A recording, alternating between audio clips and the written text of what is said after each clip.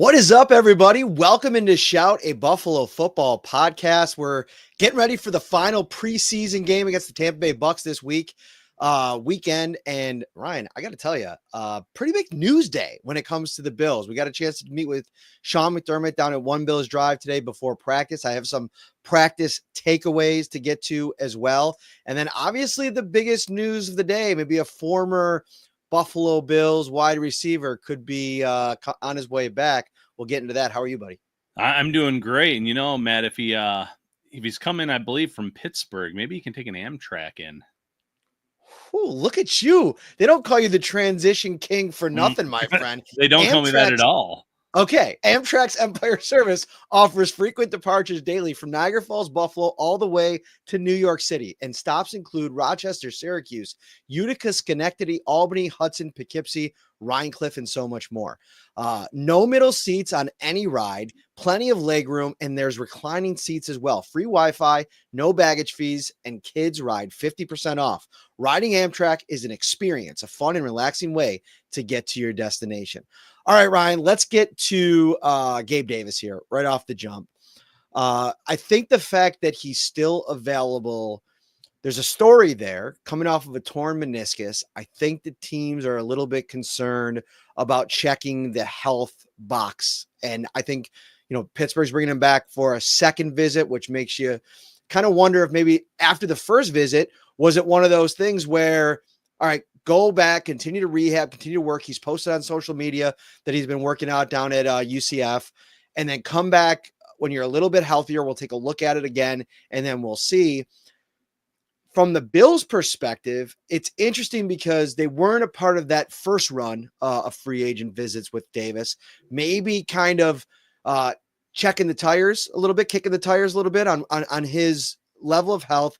And now that I think that there might be room to add another player based on Curtis Samuel's lack of availability, and then Elijah Moore, maybe that's not having the kind of summer that I think the Bills would have hoped. What's your initial read on this thing? I'm going to be careful because I hate it, but it's not Gabe Davis necessarily related. So I want to be cautious of how I word that. I feel like every time that the Bills have an issue or they're looking for a certain roster position, it feels like 9 times out of 10, they're like, well, so-and-so's available. Let's run it back. Running it back hasn't done the Bills any good over the entire tenure of Brandon Beane and Sean McDermott. It feels like 40 re-signings of Jordan Phillips. And obviously I'm being, he wasn't there that many times, but it sure felt like it. And now Gabe Davis being talked about, and they bring back Trey White and Dane Jackson this summer as their only 2 cornerback moves before the draft. They've done this over and over and over again at different positions at different times, and obviously with Carolina guys as well early on. And it just hasn't really ever paid off. Now, in the case of Gabe Davis, I'll say I get it, because Curtis Samuel has been dealing with injuries the last 2 summers. We still don't know what he can be in this offense in a large role. We know that Gabe Davis has had a gaudy yard per catch average his entire career, and how that fits into Buffalo. But we also know that Davis is coming off of an injury. We don't know when he's going to be 100% or be able to contribute to this team. We also know he doesn't play special teams. And if we're talking about receiver 4, 5, 6, you want those guys to be able to contribute in that area. So Elijah Moore is disappointed for sure, but he at least has some special teams play to him. Tyrell Shavers has been very good for the second straight summer. He does play on special teams. You have Curtis Samuel in this large cap hit. How does the puzzle fit? Like, who's the odd man out? Who loses a roster spot because of this? And then how does it all play out in terms of the special teams play as well? What's up, Josh? One of our insiders in the comments. Welcome in everybody. And one of our insiders as well, Mark Bouchard with the super chat. Bring in Gabe Davis, trade Curtis Samuel. I truly believe Gabe Davis would benefit from the everybody eats offense and work on bringing in some experienced help at safety. Mark, thank for the super chat. The one holdup there is trading Curtis Samuel is going to be a challenge because there is a level of contract you'd be taking back if you're the team trading for him based on the availability. I just don't know, lack thereof. I just don't know if a team would be willing to give up anything to acquire that. And maybe it's like a 7th round pick and you're just looking to move the player.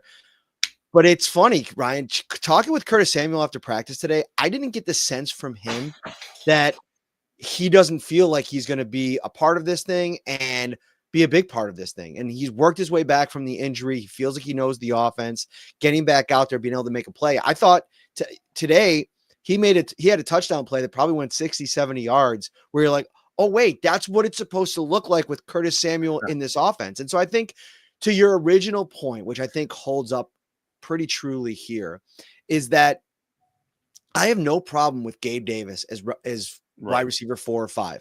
The player itself, do I have some issues with the mechanics of his catching motion, the fundamentals of his game, like the limitations to him as a wide receiver? Sure, we can get into all of those things, but I do think if you're talking about wide receiver 4, wide receiver 5 around the NFL, you could do a whole heck of a lot worse than Gabe Davis. The problem that I have is the health has been a concern going back to his final season with the Bills.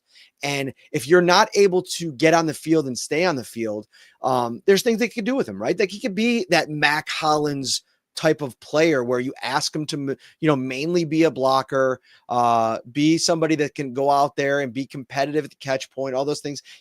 Early on in his career, what he did on the sideline was some of the best sideline work I've seen from a receiver in a Bills uniform. And that includes Stephon Diggs. I mean, I go back to that Indianapolis Colts game in Davis's rookie season.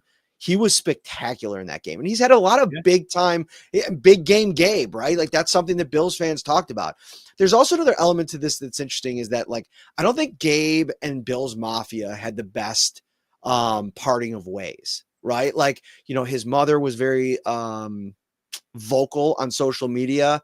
I think that there was a little bit of was it something that happened during the game, maybe when the Bills played the Jaguars? I can't remember what it was, but I've seen a lot of commentary on social media about not wanting him back because of the way that it ended. And that surprised me a little bit because it felt like when he was here, he was somebody that was pretty beloved by Bills fans. Yeah, I think a lot of it had to do with the fact that the Bills didn't want to pay him the kind of money that Jacksonville spent. I don't remember there being a lot of like animosity. It was just more so the Bills probably had a figure in mind for him, and Jacksonville had come out and kind of blew that number out of the water. But as you can see, he's out on the free agent market. That contract only lasted 1 year. It was a one and done type deal. In the case of Davis, I mean, I'm sure that this is an ideal landing spot for him to rebuild his stock, because even if he signs for the vet minimum, he's still making, I think it's $11.5 million from Jacksonville this season based on the way his contract worked out with the guaranteed money. So he's not hurting in that regard. You put him with Josh Allen, he has a chance to be a 50, 60 ball, receptions. I don't know if I'd go that high if he's wide receiver 4 or 5, but we've at least seen that in his history in Buffalo. But I guess the other part of it too for me is there's bringing in Gabe Davis, but they're not bringing in any free agents at the safety position where that's a big need. They signed some guys today, more so to be bodies in that third preseason game. But I think some of the fan base is also a little confused where, yes, there's been a lot of injuries at wide receiver. A lot of guys are banged up, but that might not be their most pressing issue right now. It isn't, but let me ask you this question, because this would be my one pushback. And we talked a little bit about Justin Simmons in the postgame show a couple of days ago. I don't know if anything that's available in the free agent market is necessarily an answer at the safety position right now. I mean, there's question marks about all of these guys. I mean, if you go back and watch Justin Simmons, he was decent with Atlanta last year, but he's not the all-pro player that he was back in the prime of his career. Not to mention, there's some that would argue that he's not even necessarily a scheme fit. And then you're adding in a player at the 12th hour here, when we're less than 3 weeks away from the start of the season. You're going to ask to onboard that player, get them speaking the language of this defense, understanding their role, being able to build a rapport with Taylor Rapp. Like, to me, the better option, and I know a lot of Bills fans might scoff at this, is like a guy like Cam Lewis who knows the defense. Mm-hmm. You know that you could kind of put him out there and maybe build that rapport with Taylor Rapp, and he's already played with Taylor Rapp in a lot of the dime packages. I get the sentiment. Don't get me wrong. Like, I understand wanting to at least give yourself another option. But I don't know if at this stage of the game, if the Bills just might be in a spot where there aren't better options. They're going to have to figure things out. And I also think you're getting into a weird territory here where if Cole Bishop doesn't play and we run into another Kyer Elam type situation where somebody beats him out, whether it's DeMar, whether it's Jordan Hancock gets back and they go with him, which would be the ultimate Christian Benford Kyer Elam situation, wouldn't it be? I know Bishop is a second-year player, but I do think that there's a lot of parallels to be drawn there. If you don't give Bishop the chance now, I almost feel like you're punting on the player. Like, we've seen this story before play out where you go through the first season, they don't get on the field very much, and then circumstances lead to whatever the kind of scenario plays out where you're not on the field, and then you're entering year 3 and you still have the same questions you had about the player going into year 1. And so I think that they'd be better served if he could stay healthy here no matter what. Despite what Sean McDermott said today, we can get into that as well, going with Cole Bishop for at least the first half of the season just to see what it looks like. And even if it comes out of the gates and it's not where you want it to be against the Baltimore Ravens team, maybe you just have to take your lumps to figure out, all right, at some point over the next couple of weeks, is he going to develop into the player that we need him to be? Or are we going to really have to get drastic about maybe going out and trading for somebody that could be an upgrade at the position that you can bring on with at least enough time to work them into the situation over the course of the season before the playoffs? Yeah, I mean, there are guys out there. You mentioned Simmons, Jordan Whitehead's healthy again. Again, scheme fit, though, can be argued in those regards. And maybe when the regular season begins, it's more of a practice squad addition. I was just talking about how I hate how they keep running it back. But if Jordan Poyer was a practice squad addition, that's completely different, in my opinion, where he could at least have the knowledge of the defense, could help Bishop just like Micah Hyde did a year ago, wouldn't necessarily be pushing for a move like that. And then obviously we're talking about roster cut downs here in in 1 week, I should say. So there's going to be some other talented players that get let go there. I guess in my mind, I'm looking more so for someone that could come in and not necessarily be forced to start week 1, but someone you have waiting in the wings in case this doesn't work out with Bishop, because I do agree with you. You almost have to get him on the field to see what does this kid have in year 2. We loved the athletic traits when they were scouting him. There was a lot to like. He was one of the better defenders in the AFC Championship game last year against the Chiefs, believe it or not. So there have been moments where he's played very well. The problem is the health aspect of it, but you do have to kind of take your medicine with Bishop in terms of at least giving him a chance to start the season. If he gets hurt again, though, or if he's just not playing up to where you need him to be, it's the NFL. And unfortunately, in today's day and age, a lot of guys, even if you're a day 2 pick, the leash is short. We've seen it at multiple positions. I do think the Bills need to at least give him a shot to win this job and see what he can do, but time's ticking. I also think I'm against the free agent idea because of how impressed I've been with Jordan Hancock. And sure, he's dealing with a shoulder injury now, but I didn't get the sense from Sean McDermott hearing him talk today that this is going to be something that lingers too far into maybe the regular season. Like, he basically ruled him out for this week. He said he doesn't think he's going to be ready to go by game day on Saturday, but usually when that's the case, we could be having a conversation about him returning to practice next week, as early as next week. So I think that if that ends up being the case, you have him kind of in the background where I'd be open to seeing what that looks like too. Like, if you go through a couple games and it doesn't look great with Bishop, running Hancock out there, like, that could be the ultimate saving type of play that puts that position in the right place with Rapp. Now, the one issue that you can run into is if you do find an answer, whether it's Bishop or Hancock or elsewhere, can Taylor Rapp stay healthy? That's what makes this additionally concerning as a position group. Then you throw on the uncertainty around cornerback too. Maxwell Hairston, Ryan, with the update from Sean McDermott today, like, I think IR to start the season is very much in play. And with the roster gymnastics they already have to do, it might not be the worst idea because when he is healthy enough to practice, you're not just throwing him out there on the field, even in a reserve role or giving him, giving Trey White a breather here and there. He needs to get ramped back up, and he needs a few weeks of practice. He'll need some time to get healthy. That's definitely in play. I agree completely. He's trending in the right direction, obviously, off the crutches, doing a little bit more work here and there. But yeah, that would not surprise me one bit if they went that route. But, final thought on the safeties, you're right. There's a lot of reason for concern right now with the injury history of Rapp, with the uncertainty of Cole Bishop, DeMar Hamlin being a quality depth piece in this league, but not someone a good backup. He's a good backup. Good backup, but not someone you want playing or starting multiple games. And he's one injury away right now from doing that. And then Hancock, I would love the idea. There's going to be some lumps, I'm sure, that he would have to take along the way. Kind of like Bishop did in his first game against the Texans, where he was responsible for giving up that long touchdown to, I believe it was Nico Collins. Things like that will happen, but I've seen enough flashes of this player where I'm not against that whatsoever. And to James on YouTube, who says you're giving up on Bishop too soon. I don't know if that's a comment for us. I don't think either of us are saying that we've given up on Cole Bishop. I'm just saying that he's got to get on the field. He's got to be able to play for multiple weeks and to see what that looks like. And, there were some high moments. I thought Sean McDermott was pretty complimentary of Cole, despite the circumstances today when he spoke about him. It's just about getting out there, getting healthy, seeing it consistently for a couple of weeks.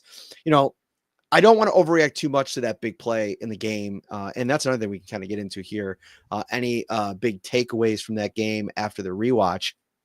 I know you put a couple of them out there, but I am very much in the camp of let's see what it looks like. Let's see what Cole Bishop and Taylor Rapp looks like to start the season. The only question I have sitting here is, can he stay healthy to do it? Right. And that's a huge what if for both of them, to be, if we're being quite honest. All right. So you put out an insider text right after the game. You had some takeaways. One offensive lineman really impressed you. A lot of commentary in here about Tyrell Shavers and the fact of, a potential Gabe Davis reunion could come at the cost, or could mean the end of the run or time here for Tyrell Shavers. And that's something I don't think a lot of Bills fans want to see. Before we get to your takeaways, let's talk Shavers real quick. Where do you stand on him right now? Because I think this was actually in your takeaways that, you're really in on him making the 53. Yeah. I'm not all the way there with you, only because of what we said before. I think it's going to be hard to get him snaps on offense, and you're going to rely on him playing as a special teamer, which I think he can. And I think his story is one that has a lot of value in terms of keeping that in the locker room, the work ethic, the grind that he's shown over the last couple of years. And I'm just personally a fan of Tyrell, right? Every time I get a chance to talk to him, I come away being glad I got a chance to talk to him. So if he makes the team, I get it. I'm even supportive of it. I just don't know if it makes the most sense given the kind of skill sets that you still have there in Curtis Samuel and Elijah Moore. I don't know if I'd be willing to cut one of those guys, not see what it looks like in the regular season with this specific collection of the 5, just to get Tyrell Shavers on the roster in a role where it's going to be a game day inactive, or B, 10% of the offensive snaps. And I totally get that. But the reason I said I'm all in on him is he's now answered the questions about special teams play. He's picked it up. He's one of I think he could become a core special teams player for this roster, for this team. And that's what the Bills are looking for. So in that regard, that helps him so much, where that was the missing piece last year. There wasn't enough special teams player ability for him to make the 53 roster. In terms of offensively, he was, the only wide receiver that was consistently getting open, making plays in a very ugly 38-0 outing. So, if you're keeping 6, I'm 100% in on him making this roster. If they have to do 5 somehow, that's where I would get it, where they might say, okay, well, Elijah Moore hasn't done much this summer, but he's more established, and we have a lot of money due to Curtis Samuel. That's part of the NFL, where you might be stuck with players at times. And I'm not saying Samuel's a bad player. When healthy, he's very good. But that might at least hurt Shaver's chances if they only keep 5. But if you keep 6, I'm 100% in on him. I also think that Shavers has had so many big moments over the summer. I think it's been an absolute smashing success of a summer for Tyrell. But there's also been some moments where, the hands come into question. And when the lights get brighter and we get to regular season games where you're going up against like high level NFL defenses that are scheming against you, specifically, honing in on scouting reports for players and all that, it gets more difficult. And I think that if it came down to, to your point, like an Elijah Moore or Tyrell Shavers, I'm skewing to Moore because of the versatility to his game. And I think that there's proven NFL production there. I mean, even in a bad offense in Cleveland, he found a way to make plays. He looked really good today in practice, by the way. Maybe it's just the immediacy of seeing that out on the practice field and then taking it into the podcast. He was on the same page with Josh Allen, and they looked like they were going to make maybe 80-90%. It didn't feel like the defensive linemen were fully rushing the quarterback. But in terms of like the battles that Moore was having with secondary players, he was winning and he was getting open, and him and Josh Allen showed some rapport. And so I think that that's something I want to see the Bills try to cultivate a little bit and see what it looks like.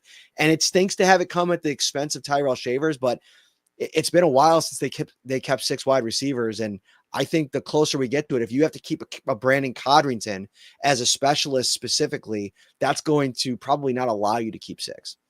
And it's going to come down to roster moves too. Like, we were just talking about Hairston and Cedric Van Prank. Granger's another player where maybe he's not on, maybe you put him on a list where he's not participating, or he's getting another redshirt season essentially because he has not stayed healthy. And you have a few extra players there. You have the 2 suspended players. Obviously, when it comes to a certain position, you generally want to replace them with a player of that same position. I think that this year could be a year, though, where the Bills start out with 6 at wide receiver, and that gives Shavers a better chance. But, yeah, Moore, the practice reps are important. The fact that Allen hasn't played at all this preseason obviously hurts all the receivers that are vying for spots, because if you're getting a ball from Josh Allen, you're more likely to make a play than if you're trying to haul one in from Trubisky or Mike White. So the preseason performances are a little bit where you kind of have to put them on the back burner a little bit, and it's more so what you've seen in the practice setting, what they can be and develop into. And maybe Moore is feeling a little bit of the heat, knowing that Gabe Davis is making a visit here soon, and stepping up today. Timing couldn't be better for him. Little note here: if you are a member of the Atlanta's Bills backers, hit us up on social media. We're looking for a venue to do our live show when we hit the road. So if you're familiar with the scene out in Atlanta and you want Shout live, Ryan and I are going to be on the road for the Falcons game to come the night before the game, or maybe 2 nights before the game. We got to figure out exactly when we're going to do the show. Hit us up, get us connected with anybody that you'd like us to connect with, because we've been having some conversations initially, but if somebody out there is in the Atlanta area, a Shout fan, they can kind of give us the lowdown on where we should be looking to go. Definitely hit us up.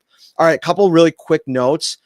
It's a shame that Frank Gore Jr. fumbled on that drive, because I think this was the second straight game where he looked really good. I mean, I think that he is bona fide practice squad guy. I would not be surprised if we're talking about Frank Gore Jr. getting signed when the Bills are forced to release him, just for a team that is looking for a third running back. I think that he's shown a lot of juice this offseason, or this training camp preseason.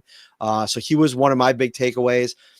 On the rewatch, it was a real bad game for Chase Lunt, and I was complimentary of him the night of the game, and went back and watched it, and man, it was a struggle for him. So I think if you're looking for storylines to really sink your teeth into this weekend against the Bucs, how does Chase Lunt respond to that, and how do the Bills still work him inside? Are they going to go primarily a tackle? We'll see. Final note: Jamarcus Ingram was really good in that game. Most of it came against the third team offense for the Bears, but it's not been a great summer for Dane Jackson. I still have my concerns about Tre'Davious White.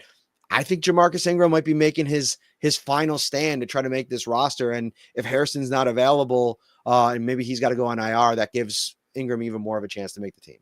Yeah, I have Ingram ahead of Dane Jackson right now, and I don't even think it's close. That's how bad Dane Jackson has been this summer. And that's coming from someone that was very high on the potential of the signing. I thought he had more in the tank in terms of health, in terms of knowing the system, than Trey White, but it's just looking like a move that isn't going to pan out for Buffalo. My final takeaways on that, first on Frank Gore Jr., I'm going to give him his kudos because when the Bills brought him in last year, I didn't know if he was an NFL quality player in general. He's definitely an NFL quality player at this point. Like you said, I think he could be a third running back on some teams in this league. The Bills just have a really good 1-3 punch. So kudos to him. He looks even better here in year 2 in terms of his vision and getting the yards. The fumble was unfortunate. Kendrick Green was a huge winner for me on the rewatch. Did a great job. The fact that he can play all 3 interior spots helps him out significantly on making this roster. With the question marks about the backup position at center, that helps him out a lot too.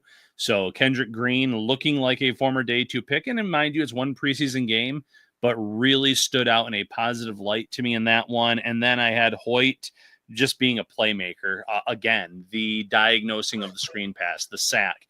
He had like 4 or 5 plays where he almost made huge plays in that Giants game. And he still had some really good plays in that one too. He's going to be that first guy off the bench in terms of the defensive end position when you have Rousseau and Bosa as your starters. He's going to play a huge role once he comes back from suspension. Thank you so much for watching on this Tuesday afternoon.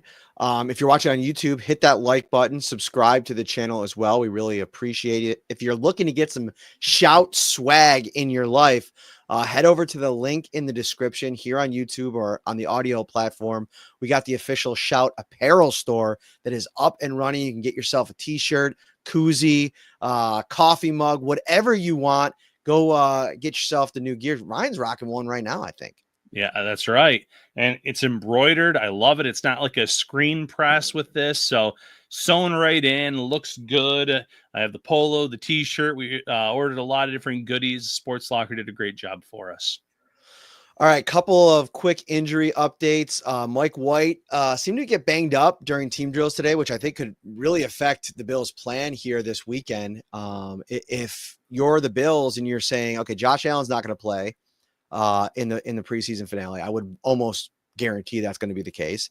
And then beyond that, all right, if Mike White's not available and Mitch Trubisky is somebody that you have in the driver's seat for the backup quarterback spot, I don't know how long you want to play him. Is this just going to be the Shane Buechele game, or do you think the Bills could maybe make a move to bring in another quarterback just to give themselves, kind of like they did last year with Anthony Brown? No, I would just make it the Shane Buechele game. Have Mitch as your emergency backup in case something happens. And if that were to happen, you're just making Mitch hand the ball off pretty much every single time because you don't want something happening to your number 2 quarterback in the preseason finale. So make this the Shane Buechele game. Let him get some film out of there so he can latch on to another practice squad. If Buffalo is not a landing spot for him, which if Mike White's healthy enough to be on the practice squad, I don't think Buechele's in play for that. So that's the route I would go. Kendrick Green at one point in practice today looked like he was a little banged up for a minute. Alec Anderson actually went in to team drills. I think that's the first time I've seen him work into team drills this summer. Connor McGovern's dealing with a little bit of a hamstring tweak. I'd be surprised if we see him this week. They're probably just going to shut him down until the first week of the season. Edifon Ulofoshio was limited, as was Javon Solomon. And again, Ryan, do we have to have a very mini Javon Solomon sidebar here? Has he done enough this summer to guarantee him a roster spot once we get to the cutdown day? For me, I'd have to say that he hasn't. I've been more impressed recently with Landon Jackson, who obviously, we saw the Bills cut ties with Caden Prather today. He was injured for the second time this summer. They cut him. Other teams will get a chance to claim him. If not, he'll revert to the Bills. They can decide what to do with him from an injury perspective. But obviously that kind of stinks because he was somebody that was a little bit intriguing. And maybe his injury is what gets the Bills interested in a conversation with Gabe Davis, because I thought in a lot of ways he fit the Mac Hollins role, like somebody that could be a blocker, big physical receiver. Maybe that opens up a door for him. But in terms of Solomon, I just haven't seen enough from him this summer. And this was a player I was really excited about to watch coming into training camp. Yeah, no, I'm right there, lockstep with you. He hasn't done enough. He might be the beneficiary of Hoyt being on this, being suspended to start the year and claiming a roster spot that way. If that is the case, though, with whatever practice, whatever game experience he gets in those first 6 weeks, he's going to have to step it up, because if he doesn't, when Hoyt comes off that list and if everyone's healthy, he's going to probably be the odd man out, and then he could get claimed elsewhere, or the Bills might try to get him on their practice squad, whatever the case may be. But no, he hasn't made enough noise, which is a shame, because very limited reps last year, but he had some pass rush wins in those limited reps. He had a lot of pressures in those limited reps, where I thought maybe year two he makes some noise this summer. Really hasn't been the case. Randy with some nice commentary here. Matt and Ryan wanted to say, I enjoy all your appearances and great work. You're a great source of Bills info for me here in Florida. Didn't mean to be negative about Beam, but preseason is a mess. It's okay. You can be negative sometimes. It's not all rosy here on the Shout podcast or in Bills land. And honestly, the tone from Sean McDermott this week, the last couple of after the game, and then again today, it's serious business at One Bills Drive right now, and they're looking for a bounce back week, Ryan. Yeah, I agree that, it's not doom and gloom, but some players are on notice. It's time to step up, or else they're going to look outside for replacements, or they're going to look for a rookie like a Jordan Hancock, for instance. So, no one should be too comfortable if they haven't been stepping up through 2 weeks of the preseason. All right, tonight's Hard Knocks. Ryan, I don't want to put you on the spot, but if there's something worthwhile discussing, we will do a reaction show, because I'm around. We might come right back with it later tonight. I won't be home until 9:30, so I'll get like a late start on it. But if there's something juicy or good in Hard Knocks tonight, I think we'll get on and we'll do a reaction show finally. I've been waiting to, Ryan. It's I know. been pretty. Yeah. Well, I don't want to think this is gonna be another watered down episode, but Brooke Cromer said there's gonna be a big feature on the offensive line pizza parties. So I'm not expecting necessarily a very juicy episode, but we'll keep our fingers crossed. Pops in the chat. Yes, prayers up for open heart surgery. Hope it all goes very, very well. Yeah, shout out to Pops Mafia, man. Like every training camp practice. His name's Harold. Almost every home game, I'm walking down the tunnel to go do Bills Kickoff Live, and I look up there and I'm usually hearing, hey, Matt, how's it going? And it's our buddy Harold over there. So sending love, sending shout out to you, buddy. Best of luck with everything. We're rooting for you, man.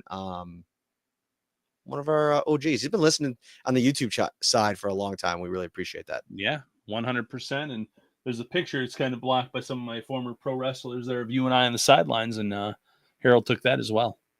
Awesome stuff. All right, that'll do it for this episode. Maybe we'll be back tonight. If not, we'll be back tomorrow with another episode. Thank you so much for watching. Take care, everybody.